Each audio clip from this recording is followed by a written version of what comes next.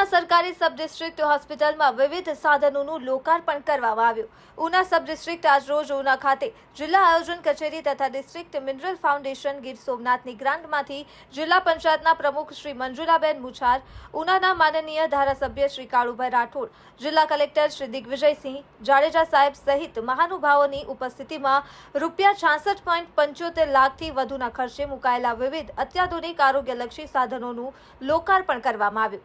ઉના સરકારી હોસ્પિટલમાં અત્યાધુનિક સાધનોની મદદથી હવે 111 પ્રકારના તમામ લોહીના રિપોર્ટ અને સોનોગ્રાફી હોસ્પિટલમાં જ ઉપલબ્ધ થવાથી દર્દીઓને વધુ આરોગ્યલક્ષી સુવિધાઓ મળી રહેશે, જેનો લાભ ઉના સહિત આસપાસના ગ્રામ્ય વિસ્તારોને પણ મળશે.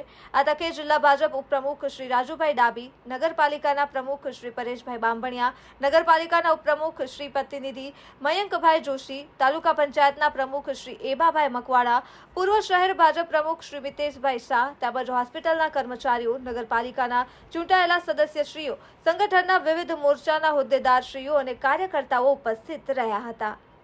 ચૌહાણ જયંતિકુમાર, ઉના. નમસ્કાર મિત્રો, હું ફિરોઝ ઈરાની આજે તમને એક નવી વાત કરવા આવ્યો છું. દીવ મિરર ન્યૂઝ જોતા રહો, સબસ્ક્રાઇબ કરવાનું ભૂલતા નહીં અને શેર કરવાનું પણ ભૂલતા નહીં. સત્યની સાથે જોડાતા રહો.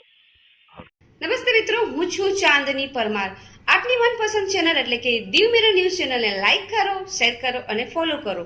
અને હા, તેમાં દરરોજ તાજા સમાચાર જોવાનું ભૂલશો નહીં. દીવ મિરર ન્યૂઝ દરરોજ લાઈવ અપડેટ. ગુજરાત રાજ્ય, દેશ, દુનિયાના તમામ બ્રેકિંગ સમાચારો નિહાળો દીવ મિરર ન્યૂઝ ચેનલ પર.